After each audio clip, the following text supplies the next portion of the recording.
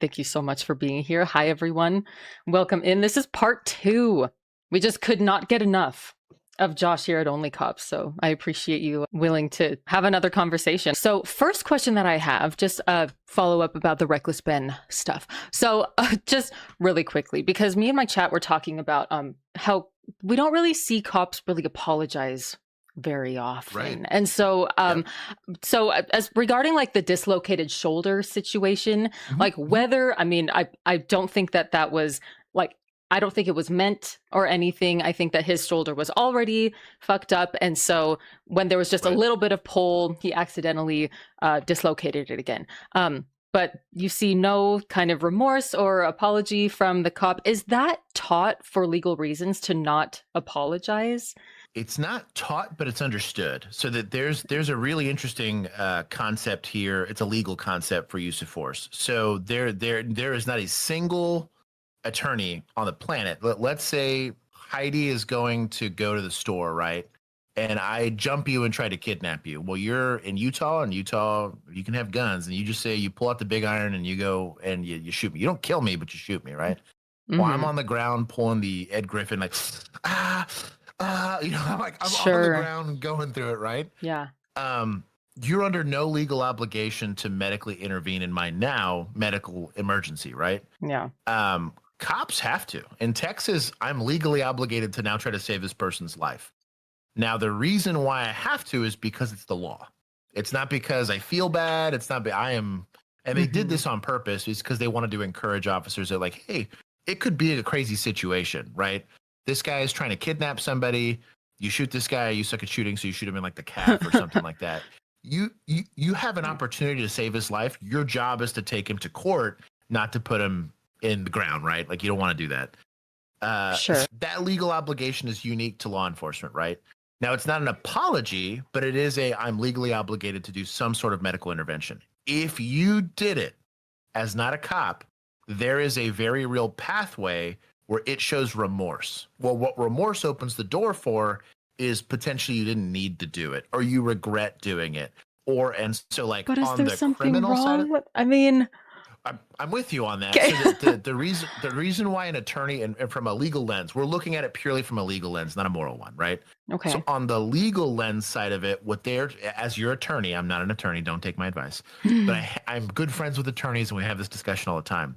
You do not want to open up the door for civil litigation, right? Hmm. Right. I But shoot the that's guy, where you've qualified immunity comes in, right? it can for law enforcement. It obviously probably will not for there are there's like good Samaritans clauses, right? There's also like I don't What? have a legal obligation to intervene. Civilians are actually, ironically, and they don't know this, you would be legally like immune to getting sued in most situations as long as that use of force was justified, right? Hmm. I was trying to kidnap your kid, you shot me in the calf, I'm now maimed for the rest of my life, and they're going to say tough luck. Maybe don't try to kidnap kids. Well, yeah. Heidi's going to be fine, right? However, if you started to tourniquet my leg and help me, or worse, uttered the phrase "I'm sorry," right Hmm. through the whole thing, it legally gives. We'll call it like it's like an argument.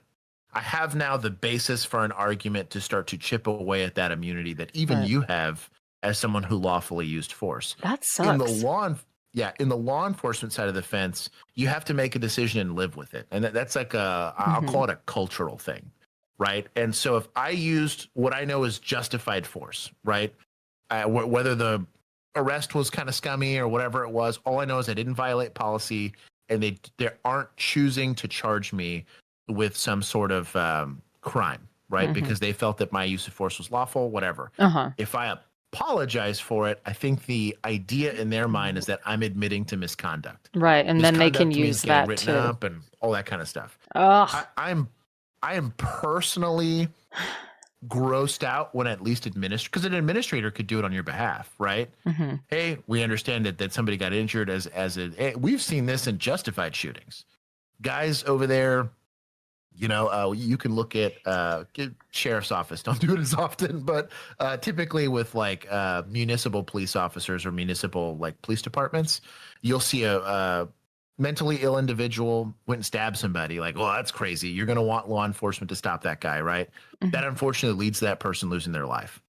We couldn't arrest him. He's running around trying to stab people. He's going to earn a bullet, right? Okay. But they can come out and say, either way, this is a tragedy. That's an apology, right? This guy losing his life, obviously it was due to mental health issues. He was Right. causing a very clear danger to others. I really think it's the position of administrators to issue that apology. This whole American Forks thing, the entire drama for it, if he would have come out and said, we understand this is a legally complicated situation. Officers had to go make a very gray call on the ground. We're talking about it with our legal team. Once we come to a good, lawful conclusion, we'll go ahead and release that statement. We want to go ahead and apologize to anybody that was there. There was any misunderstanding or advocacy that clearly we couldn't suss out. But we'll get back to you guys when we have more information. Yeah. See, that's great. Would we be making content? Hell no, we wouldn't, right? Right. So there would be no content. Depends so on what they do after that, but right. Yeah. But Interesting. had that been the statement, dislocated shoulder later, all that stuff, it was legally complicated. I'm going to go ahead and say that our goal is always to not cause harm. Our goal is to always try to keep the peace, right, and navigate this very legal, complicated situation. Officers are having to make a call on the ground, whatever. Yeah. I think more chiefs and sheriffs should apologize. You even have PIOs, which is like a public-facing position for police officers. They should be apologizing more. The problem with law enforcement themselves doing it is you're asking somebody who's having to make use of force decisions to then second guess themselves. And then it's a hard situation, but you're either between like Uvalde or Reckless Ben is what I'll give it. Reckless Ben's things we shouldn't have been intervening in, and we totally did, and we potentially hurt people doing it, right? Uvalde, clear need for law enforcement interaction, and it didn't happen. Both can be caused by second guessing. Yeah, true. I would argue it's a symptom of a bigger disease, and that's going to be a lack of training and education and like hiring standards and all that stuff. On the flip side of that, as opposed to just complaining about it, how do we fix it? In my opinion, I think that you fractionally take responsibilities away from law enforcement. So because imagine this. So like, let's say I, as a municipality, said, hey, we want to start hiring people to do part-time work for detective stuff. And I get all the like true crime girlies that are like, oh, I could part-time and moonlight as a detective, right? I would love that. But I'm now not paying, let's say what normally I have to keep 15 detectives on staff. That's a lot of sworn pieces. They have to still be weapons qualified. They still have to be, these are police officers, basically. Sure. Right. So they have to stay and maintain the standard to be a peace officer, but we're paper pushing, right? And we're paper pushing for more money than new hires are, because now I have seniority and you have to pay me for step pay. Maybe I promote, whatever. Sure. Interesting. I could do the same workload, right? And my turnover could be expensive and all that stuff. And I don't have to pay as much in training if I'm replacing most of that workload with non-sworn staff. So how much training do I have to give, Heidi, to be a detective? You learn a little bit about the law. I could probably teach you. I don't know. No, it's really not that. What am I asking you to do? Just kind of look into things and just find play a puzzle solving game. Sure. Literally, like you're not arresting anybody. You're not going. That is code. true. You're not shooting anybody. I'm not actually enforcing anything. I'm just finding information. You are following leads, figuring out what, because really, dispatch is a great example of this. Dispatch is operating at an emergency capacity. They are actually talking to people, but the amount of training a dispatcher needs is astronomically smaller and cheaper than anything you would ever ask out of a police officer. Right, makes because sense. The environment you're putting them in. Yeah, they're not on scene. Dude. Hook them up with a computer, a headset, and 6 weeks worth of training, and you'd be shocked what you can get a dispatcher to accomplish in that amount of time versus almost a year. And I mean, I think we cost $1.1 million per officer for the department that I first started at. Holy in training. Cow. It was crazy. And we had 700 sworn. Wow. So the crazy. So like, I wonder how many we have sworn budget here. Yeah. Can I know? I mean, can we look that up? I don't know how to know that. If you look up, every police department has to do like an annual budget. So just Google American Forks budget, and there will likely be a packet that the chief has to put out, and it kind of talks about how they did, what their budget is. They will have a personnel number on there. Okay. I think that's federally required. Fractionalizing law enforcement officers' responsibilities is a huge help, because it lowers the cost. I also need less police officers to do all of these like ancillary jobs. I can just have them work. And if I only have to recruit, let's say 20 really good cops, rather than having to hold 60 that do a bunch of different jobs. And you have to fire later anyway. Exactly. It is cheaper for me to pay more money to 20 good cops than it is to pay less money to 60 bad ones. Exactly. Right. And so like, I think that the law enforcement job should become more rare, probably. Mm-hmm. It should be very patrol and like emergency service provider oriented. And there's a lot of even like administrative positions that could be moved over to non-sworn positions. Like I would like somebody with a law enforcement background to be making like administrative decisions, because at least they can understand our perspective. Yeah. Make them do ride-alongs, make them do stuff like something. Because they need to understand who they're administrating over. But like there's a lot of things that probably law enforcement officers shouldn't be doing that they are doing. Yeah. And there's some positions, like I'm a reservist, right? So like I am going to work patrol for free. Mm-hmm. I cost the taxpayer $0 to go out and do patrol. Well, that same, my agency also has guys in the property room that are reservists. So these are fully licensed peace officers. They could still technically don the uniform and go and get after it, but they have full-time employment in other places. They just come here because they want to keep their peace officer status. And they can work the property room for way cheaper than it would be to hire a full-time person to do it. And most of their staff tends to be non-sworn staff. Interesting. So this is, again, I need to teach you how to do clerical work and do just a thorough background check on you is way cheaper than a cop doing it. Okay, and smart. Oh, Mando brought it up. This actually happened in my old agency. So Arlington PD started a program with Arlington University, or the University of Arlington, technically. But they gave a college class for cold cases. Mm-hmm. And a college class solved a 20-year-old murder. It was kind of wild. Like the person was still alive to arrest. Yeah. And so I think it was pretty cool. Like that you have even opportunities like that where it's interns, theoretically. Now you're going to need like some law enforcement oversight, but you have a cop, you have some old retired guy. You know, I'm an old retired guy, right? Technically, right? But you have people like retired. that can go, and administrate over those positions to make sure that you're at least getting a law enforcement lens over it. Mm-hmm. But like, you'd be shocked what you could accomplish with that. The task gets simplified. In law enforcement, there's a lot of things that you can really only learn through experience, right? I can tell you how to de-escalate, but until someone's screaming in your face, making personal jokes to you, right? And like, I have now, you've been up for 16 hours, you're getting in a fight right now. Like, there's certain things you learn about yourself in those environments where experience is kind of the end all be all. Experienced police officers almost always do better than well-trained ones. Yeah.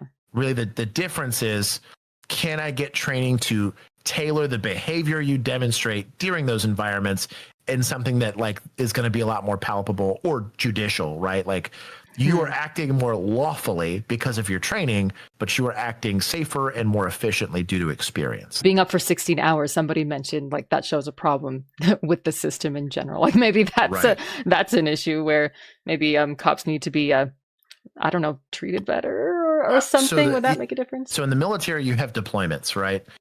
You go get a bunch of training. You do like a train up before you get sent to an operation and wherever it's going to be in the world. Mm-hmm. And then you get deployed. While you're deployed, you're in a forward operating base. You're doing your job, no matter what your job is. And then you come home for a little bit, do a little bit of R&R, and that process spools back up again, right? Yeah. For cops, you get out of academy and then they run you until you die, basically. Yeah. Either socially, spiritually, I've heard of like, or literally.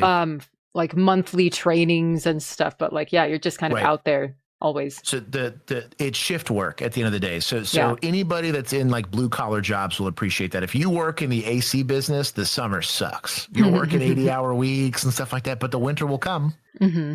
right? You're Right. like, I'm not a heating guy. I'm a cooling guy, right? So Yeah, all I cool worry guy. about is the coolers, right? Sure. Same thing like tow truck drivers, right? Like there's certain times of the day where it's a little busier than others. Emergency services as a whole is a 24-hour, 365 days a year thing. Someone is currently working, and I've worked Christmases. Mm-hmm. You know, I've worked birthdays, I've worked anniversaries. Like, sorry, like I can't give you the day off. Mm-hmm. We need people to be there to answer 911 to deal with emergency services. Right. Right. I have to mortgage the need for emergency response with the realities of the human condition. Right. I think service members will probably understand it more than others because like your task is kind of life or death in a lot of situations there, or at least critical to national security, whatever they want to call it. They abuse the hell out of you as an individual in those spaces because like, hey, you know what you signed up for. This is going to be a tough job. Somebody's got to do it. Yeah. You know, suck it up, buttercup. Law enforcement is going to be that way at times, right? This is your third 16-hour shift in a week, which is rough. And yeah, the human brain does not operate well. I can tell you from experience, does not operate operationally in that time. I think there is possibly administrative ways to see that, identify it, and kind of make them work a little less. The problem is that's only really doable when you have manpower. Yeah. We're all far too short-handed, and it's literally why I'm volunteering to go back. Yeah. Is to try to help that process, and also to like encourage others to do the same. If you're a qualified law enforcement professional and you're outside of law enforcement, you should at least volunteer. Right. Exactly. It cost you. Oh, it cost me time, but sure. like it is a way to give back, and that's better than just me talking on the internet. Okay. It would be really interesting to, I don't know, explore a little bit more about maybe like on-site training that might be useful, because like focusing on de-escalation rather than like kind of forceful tactics, or maybe, I don't know if you've seen like fear-mongering tactics in police training. Is that a thing? Because I know I've seen like examples, but anyway. So their fear mongering's a thing, right? And people talk about like handcuffs being torture cuffs, and I was like, trust me, I would love a better way to restrain a person. Technically, zip cuffs are more comfortable. Okay. But I would argue probably a little less humane. It's literally just zip ties designed to be handcuffs. Yeah, just because what it's like. Don't be weird. Wait, why would it be less humane? I'm so sorry. Am I too naive? No. In my opinion, specifically with zip cuffs, they have to get cut off. Like once they're on, they're on. Like they ain't no getting them off the easy way. So I'm gonna have to take medical shears and physically cut these things off of you.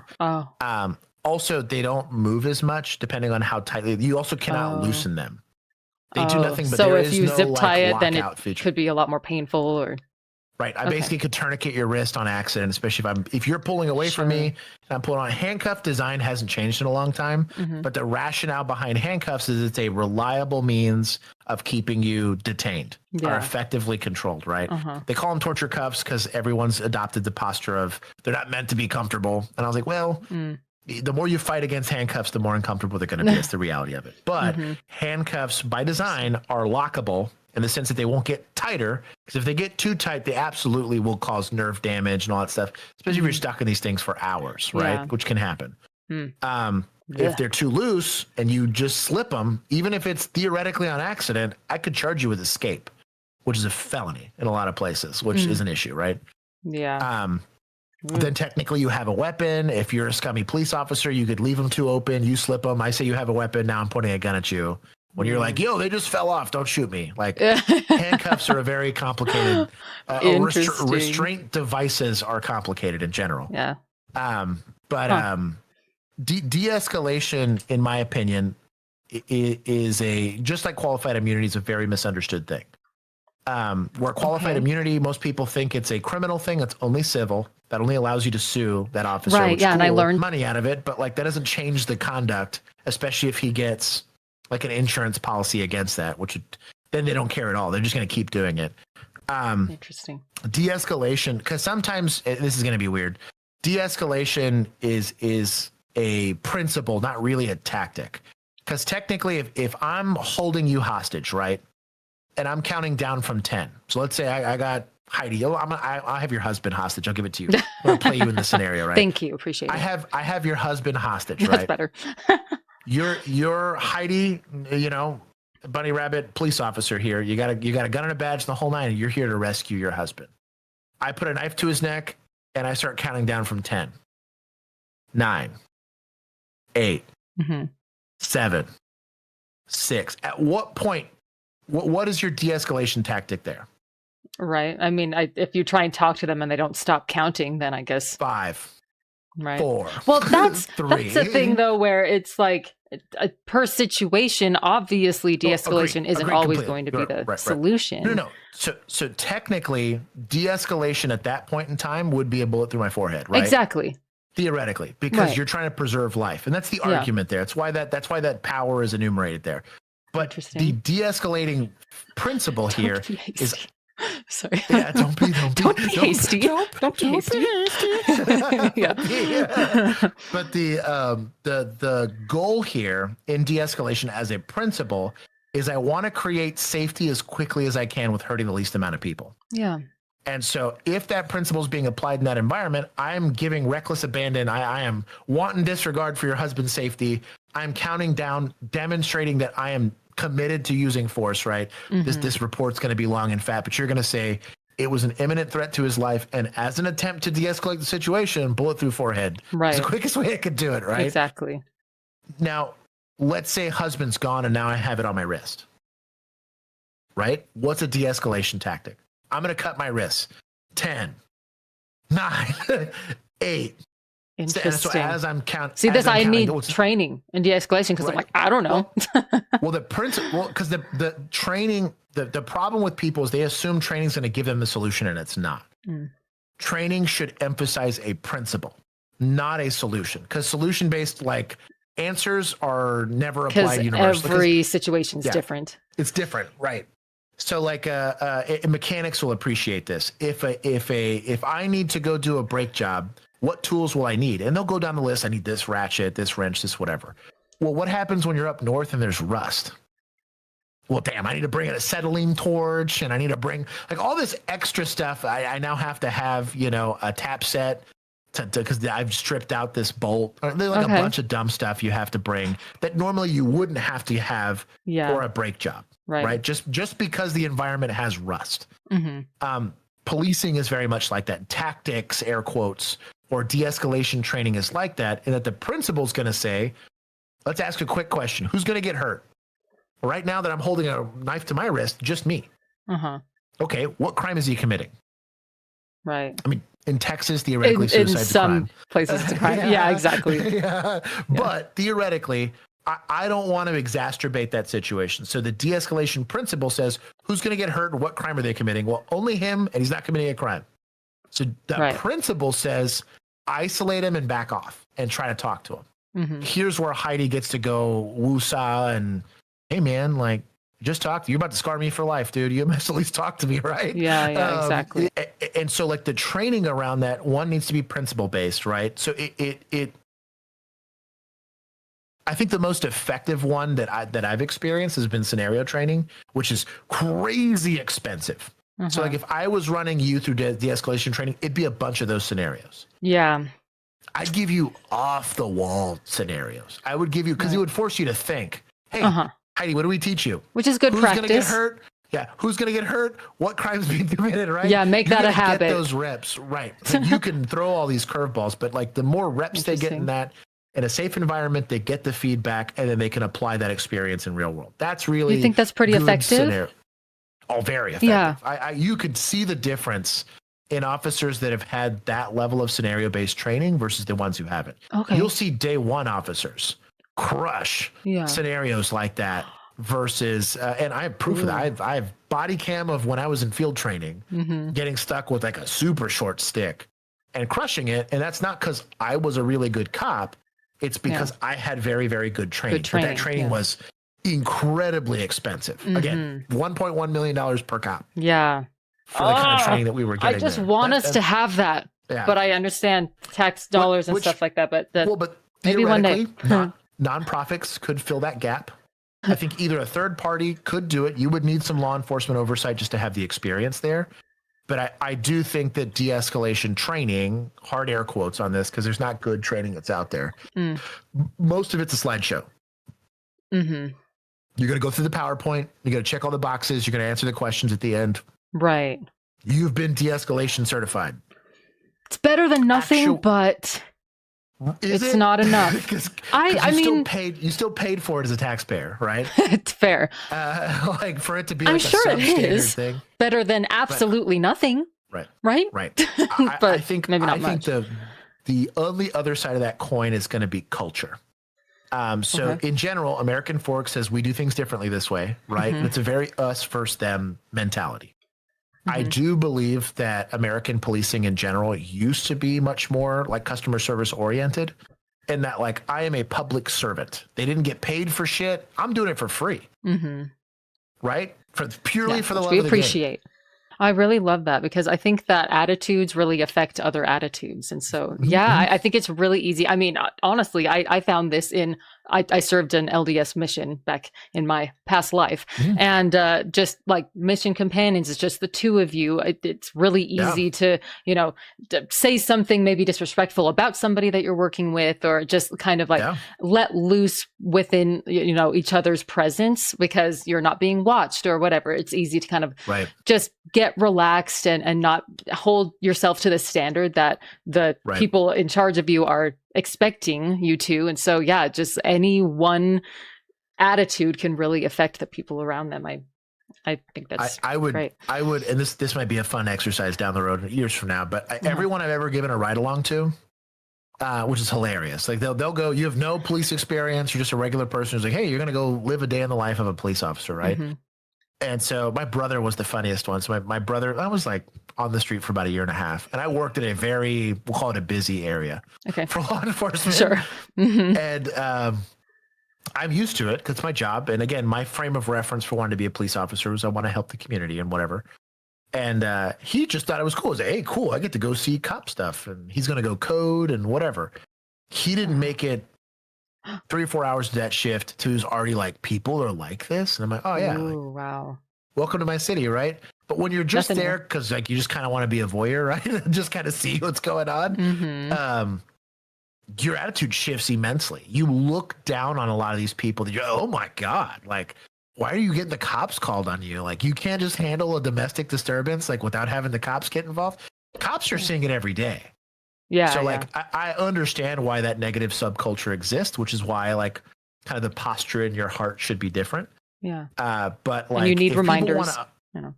Absolutely. And that I'm defending certain things that are happening by just contextualizing them.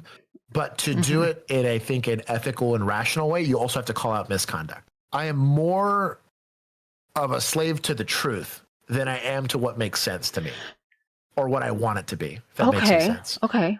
And so like, that. I would love in an environment where the cops don't do any wrong and there's a very easy explanation as to why they shot this guy or whatever. But if the truth of the matter is not that, Sonia Massey was a great example of this. Basically, older lady calls 911. Deputy shows up.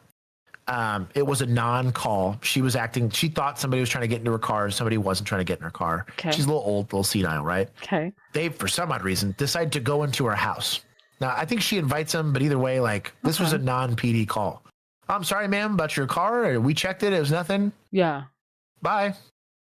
Gets into her house. Somehow they get into some sort of verbal argument. She goes to go grab a hot pot of water. He treats that as a threat and shoots this lady dead. Oh. And so it's like, okay, we went from a non-PD call to a fatal shooting. Unnecessary. Like, how did that happen, right? Yeah. And so didn't need to be in there. Could have backed out. Again, de-escalation says, what crime is she committing? Who is she going to hurt? Right. Exactly. And so I'm like, well, there was no crime afoot, so why am I even in this lady's house? And she's, even if she was unjustifiably arming herself in her own house, the hell am I doing? What was I doing there? Yeah. Right. I can get out, right? Yeah. So he ended up getting charged and prosecuted for the crime. I think he went, I think it was murder too. I don't think they did manslaughter. They got him for murder. Okay. Yeah. So he's sitting in prison now, right? And he got stage 4 colon cancer. I think he was sentenced to 20 years. And he's like, hey, I only got 18 months to live. I don't remember what they called it. It's basically like a merciful release. Like, you're going to die anyways. They must with let you your out. life, whatever. Okay. Yeah. And they were like, hell no, you did the crime. You're going to do the time, even if you die in prison, right? That's what they ended up deciding on. stage 4 colon cancer or not, you'll die from your colon cancer in prison, not at home comfortably with your family. Because Sonia Massey died, you're here. Yeah. So, when that shooting first happened, it was fresh. Like the body cam came out, people were talking about it. Every single law enforcement channel, and it hurt me to see. But they were like, "Well, we don't know enough," and I was like, "Do we not? What do know you enough? mean we don't know enough?" Well, and the full body cam was available. So rather than just saying, "I'm just going to look at this uncontextualized clip," why were we there to begin with? Now in 2025, Barnes v. Felix says we have to know why we're there.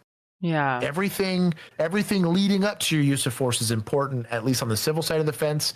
I can almost guarantee you the criminal side of the fence is gonna be the next kind of stone to turn. You're not just gonna lose a little bit of qualified immunity. You're also going to start losing like lawful duty to retreat or whatever. Sure. So I watch it and I'm like, okay, leave. Yeah. Bye. 5 minutes before the shooting even happened, I was like, deuces, lady, like you're safe. Lock yourself in your house. If he comes back, call us. Yeah, exactly. Gone. I was gone 3 minutes into that call. Yeah. And I spent I was like, leave.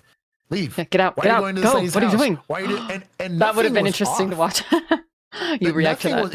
If I can find the video, I'll pull it up. Yeah, but definitely. But the whole time I'm like getting mad. I was like, why are we still here? Yeah. And there was no red flags from this lady. Yeah. I'm gonna be honest. It surprised me that she grabbed the hot pot of water and threatened to throw it on this guy, right? And is that serious bodily injury? Sure. Getting hot boiling water thrown on you would jack you up. Let's avoid that. Well, the problem is I don't have any lawful reason outside of your consent that I'm in your house.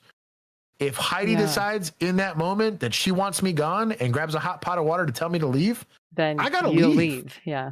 Even as the police, right? Like I'm not allowed to just decide that, well, I'm entitled to your house. How dare you threaten me? But even though some police officers would probably have that mindset not enabled.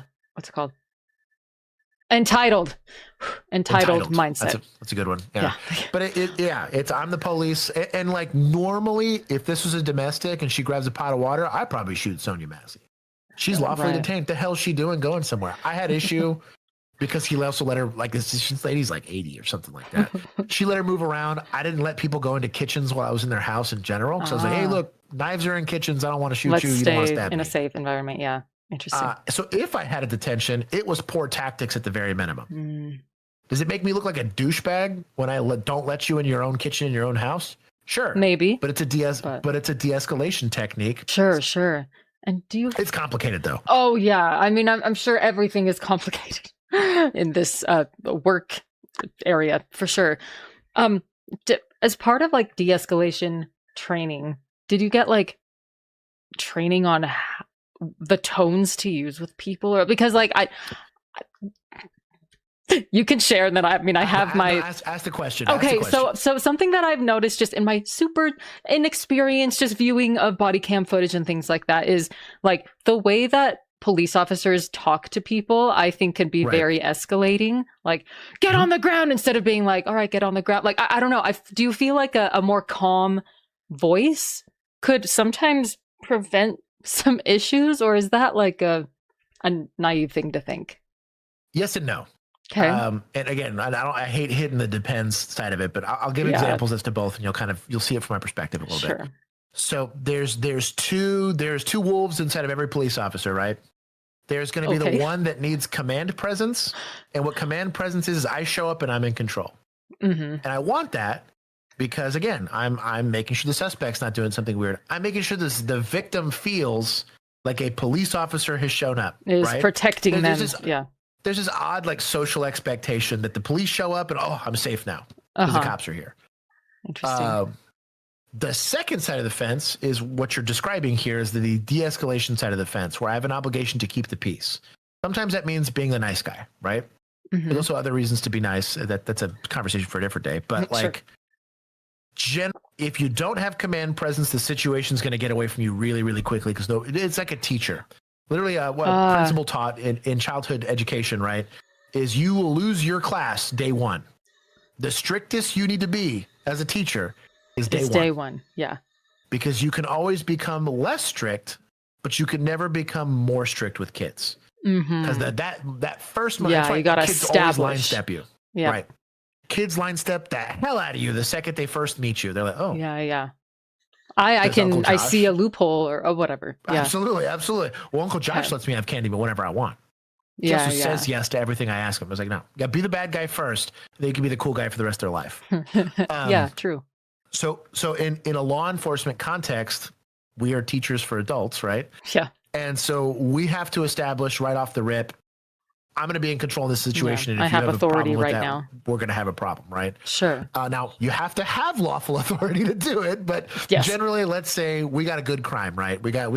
I watched, I'm gay best friend. I punched you in the face. That's at least assault. Mhm. I got a crime here. I don't know if it's domestic, but it's at the very least an assault. Yes.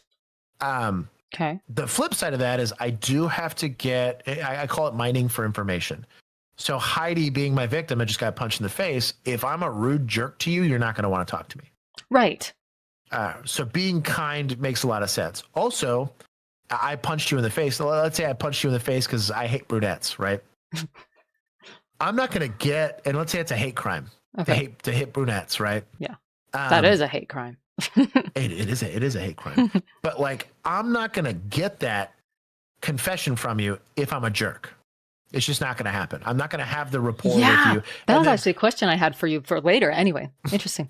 Right. Okay. And so the joke I always use is sometimes you got to get the bear with honey, right? Mm-hmm. But Interesting. in general, I'm having to dance that line between making sure I'm not unnecessarily escalating the call, but I need to maintain a level of a posture of control. Mm-hmm. Because that's my job. Are you That's what I'm taught there that for. balance at all? You cannot teach officer presence. I feel like there's a Typically- way. Bring some psychologists in or something. I don't know.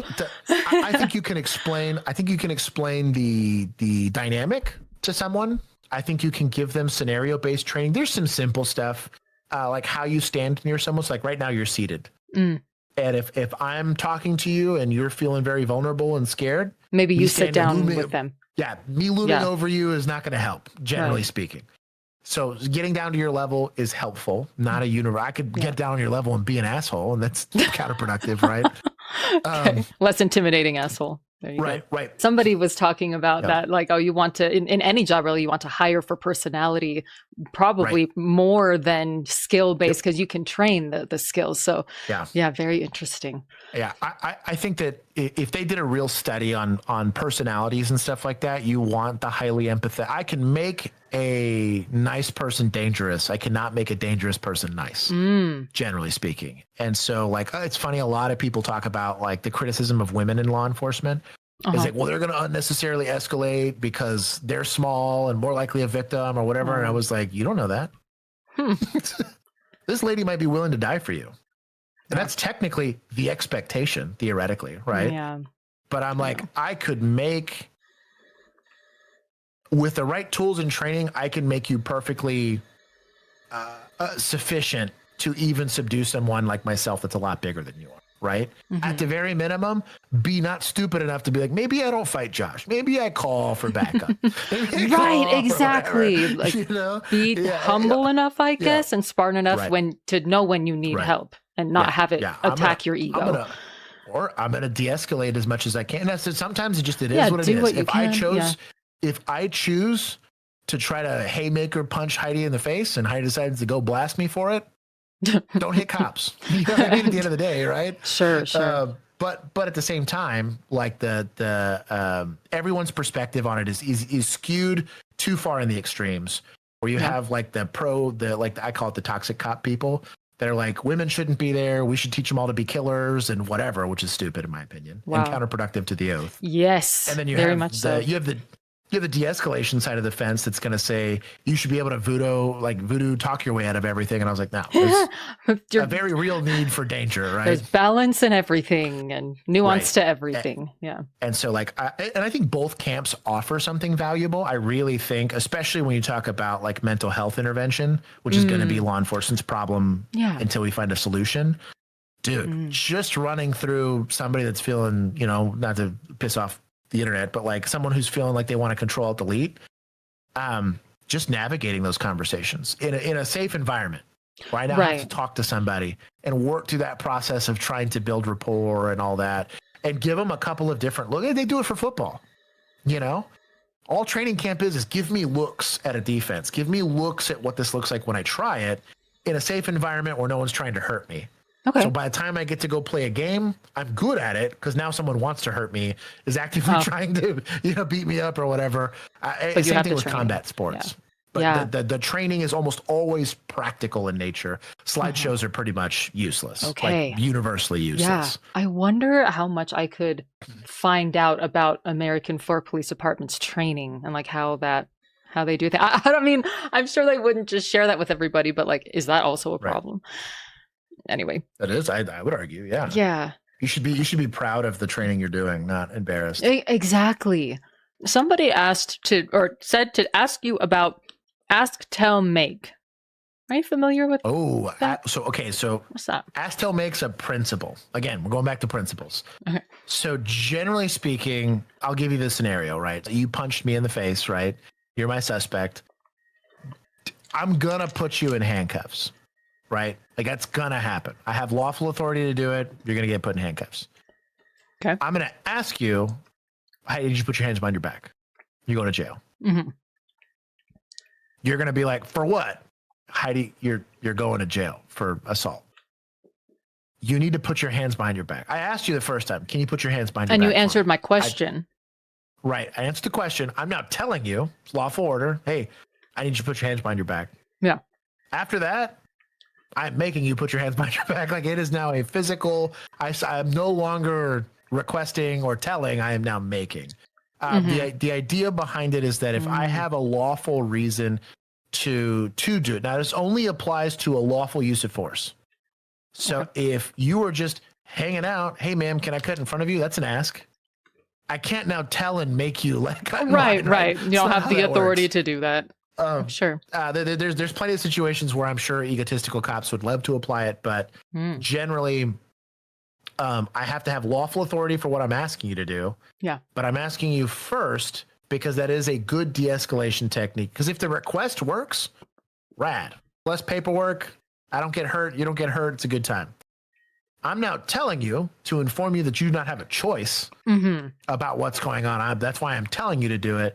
And rather than getting this back and forth, which is going to do nothing but spool us both up, right? If you really think you can verbally get your way through it, I think you owe it to yourself and to that person to try.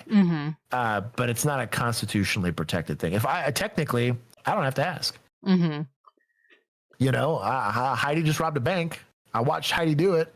You can just her car died. I can tell you nothing. Yeah, you're just gone, right? Right. Theoretically, I could, right? But from a especially in the day and age of body cams, I used to literally dictate to my body cam what I was doing. And so I treated it like a witness. I've seen cops do that. Yeah. And so the real common in like DWIs is a great example of this.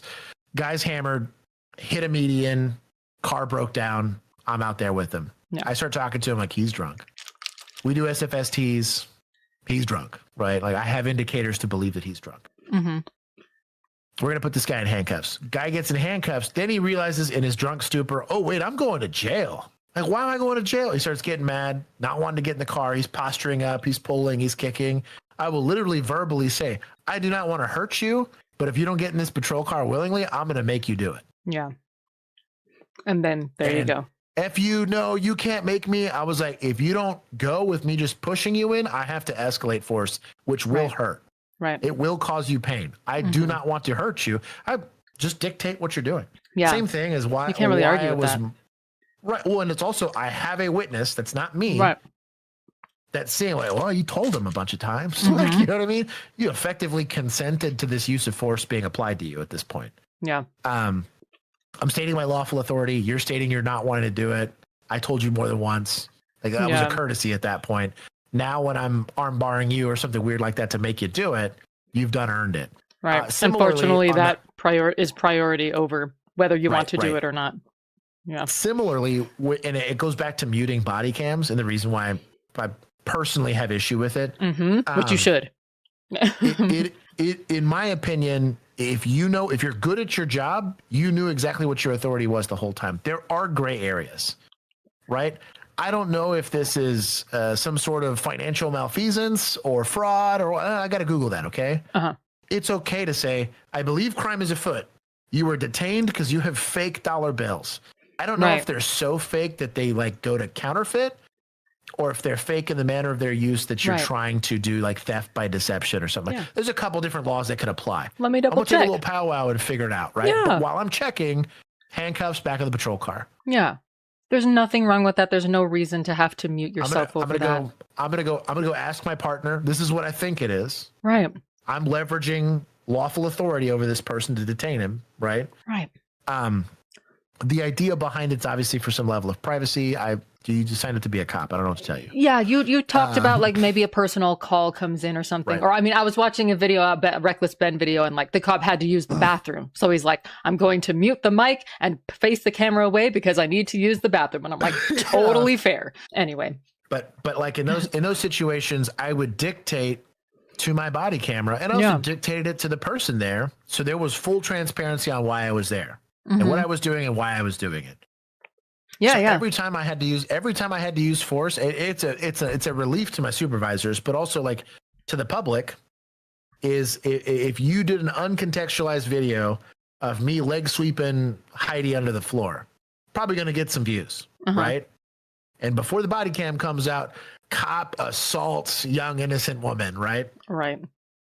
That's going to get clicks. That's going to get some people pissed off. Everyone's going to say 15 out of 10 police misconduct. But when the body cam gets released, I'm like, hey, Heidi, maybe, don't punch your husband in the face. That's kind of illegal. Don't do that. I'm here because he's saying you punched him. He's like, and I'd do it again. You know what I mean? Like, yeah, whatever it may be. Bit, right? I won't have to tell him twice that I'm like, well, you're under arrest for domestic assault. You're going to have to go into handcuffs. Did the whole ass tell make. Yeah. All of that getting dictated when that gets released, it covers you so much more than that decontextualized piece of video. Absolutely. I've had a couple of people ask, like, why don't you interview like an American fork cop?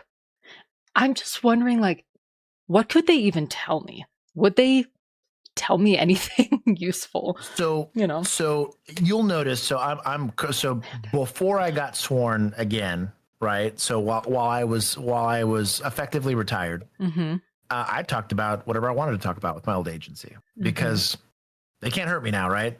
Right now, there is a social media policy that I have to be very careful about how I associate with my agency, and that's their blanket policy. Yeah. You cannot speak on behalf of us. You cannot use your affiliation with us, like to get followed. So like you'll never see images of me in the uniform that I will currently wear for like my volunteer time ever on stuff like that, because that one, the uniform doesn't belong to me. It belongs to the agency. People have literally died wearing that uniform to develop the reputation it has. One, it's also not my thing to sell, if that makes any sense. I actually really find it, my producer feels very differently about it, but like I find it very distasteful to see like officers in uniform promoting something that's for their own personal page, in my opinion. Sure. Because I think it's disrespectful to the oath. Okay. But that's fair. For those agencies, they probably have a policy that says you will not talk about police related stuff without like proper authority to do it. Like I will have to eventually get basically like written consent from the department if like, let's say you and I put together a de-escalation organization to teach cops how to de-escalate, right? So you and I raise a bunch of money, we get a bunch of sponsors for it. Cool. If I'm ever going to be seen in a police uniform or with police patches on or anything like that, I have to, bye, I love you. That's the wife. Bye, wife. She says bye, wife. It's just, I would have to get written consent before publishing something like that, or like allow them to see it. And it's because, I mean, if you're giving kind of like more of an official training or yeah, that would make sense. Well, that's any affiliation because I have a First Amendment right? So they can't stop me from what I'm saying, but they can't stop me from associating. Well, right. They can prevent who associates statements or the agency.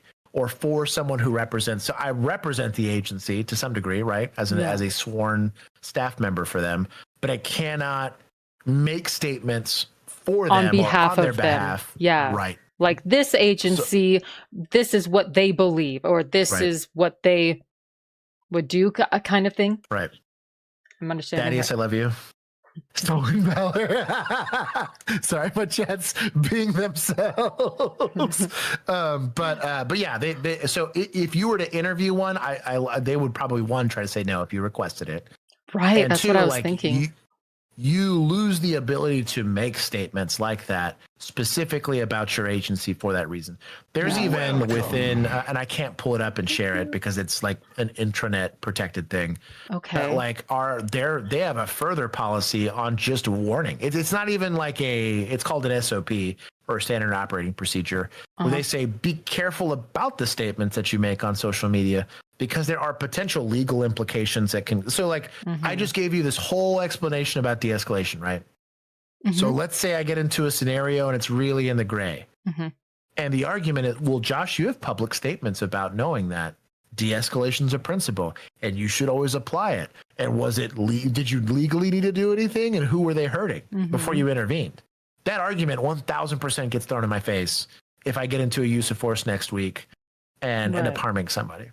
So I've taken on that liability because I feel comfortable with doing it. But like generally speaking, unless you have like a good, and we're live streaming, like I can't redact any of this once it leaves my mouth online, it exists, right? Yeah. And so like I understand the apprehension from law enforcement officers from wanting to get in this space.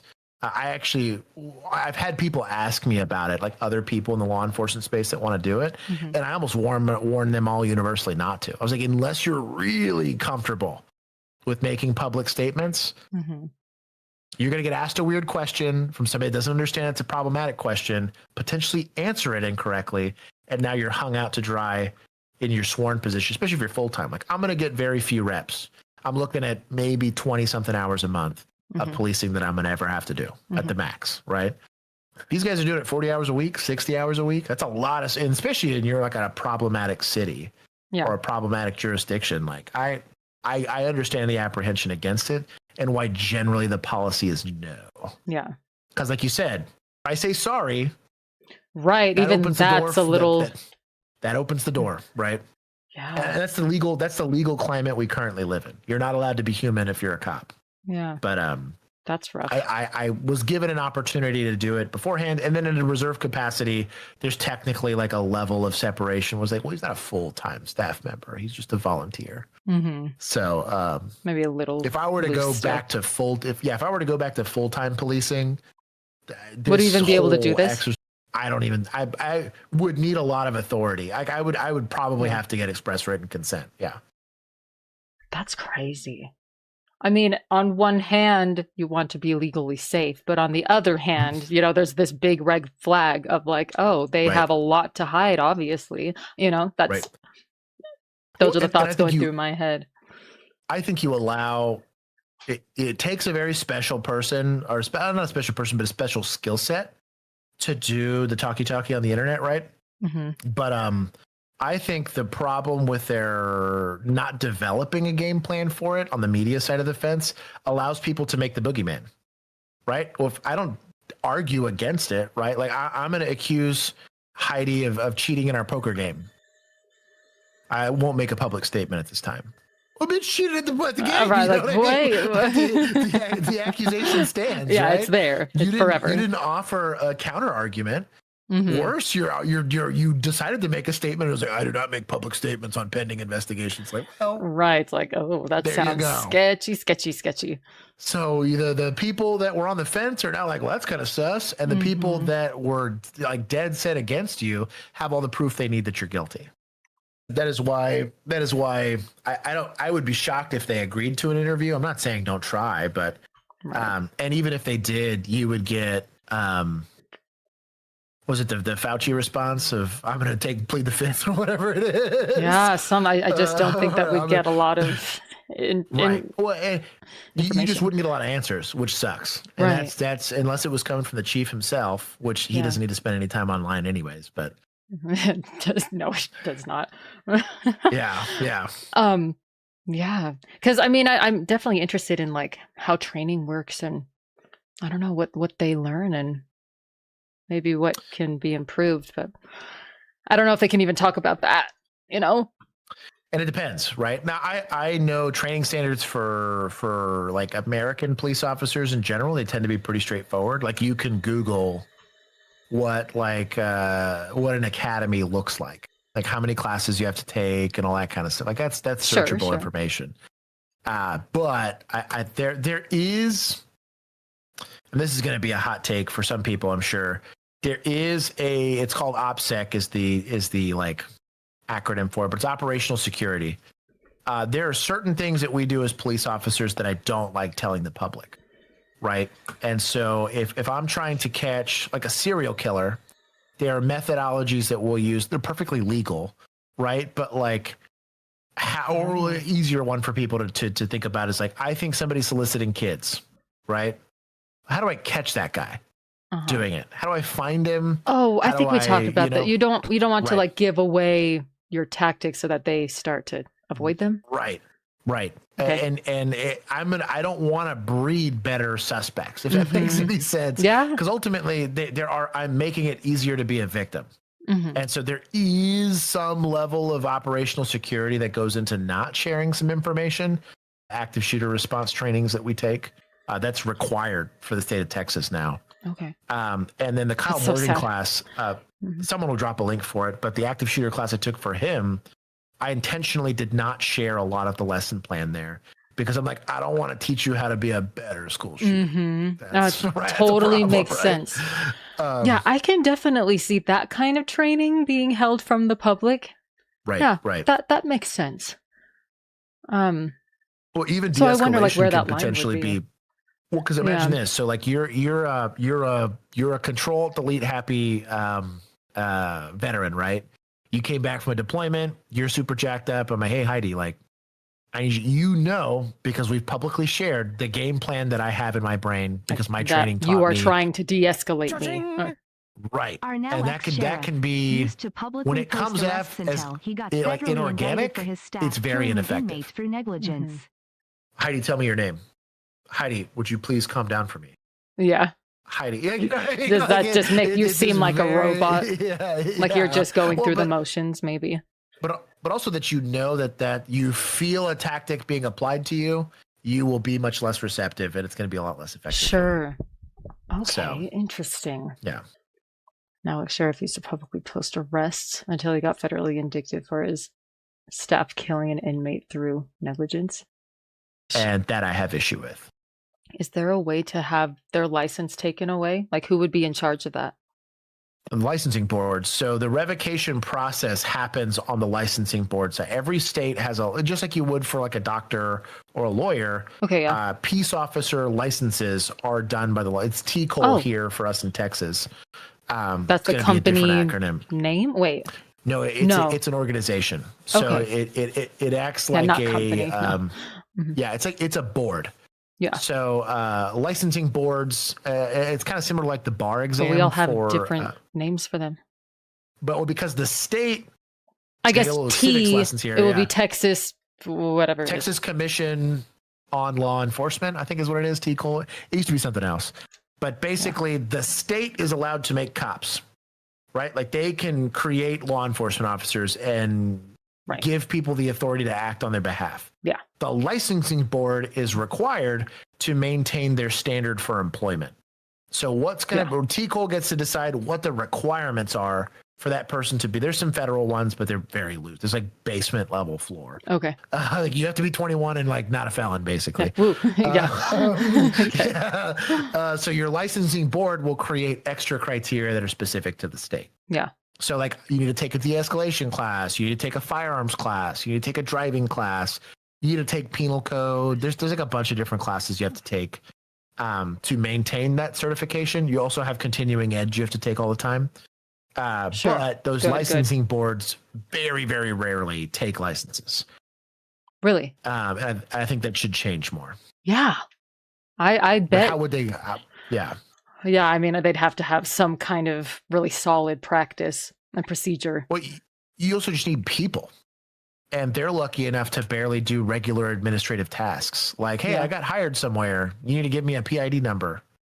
Or, hey, I took this class. You need to verify that I took this class so that I can maintain my license. Those are regular administrative tasks, and they only have so many people, and there's like hundreds of thousands of cops just in Texas alone.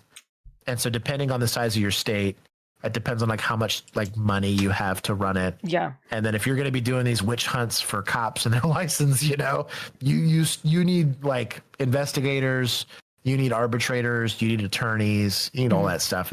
They do revocation processes. Like it does happen. It happens, it's but just not often enough. Yeah, it's just not enough. They don't have enough people, in my opinion. Yeah. Not even in Texas. Well, I mean, there's a lot of people in Texas. Like there's a ton of people. Yeah. Yeah. We probably have one of the most well-staffed licensing boards on the planet.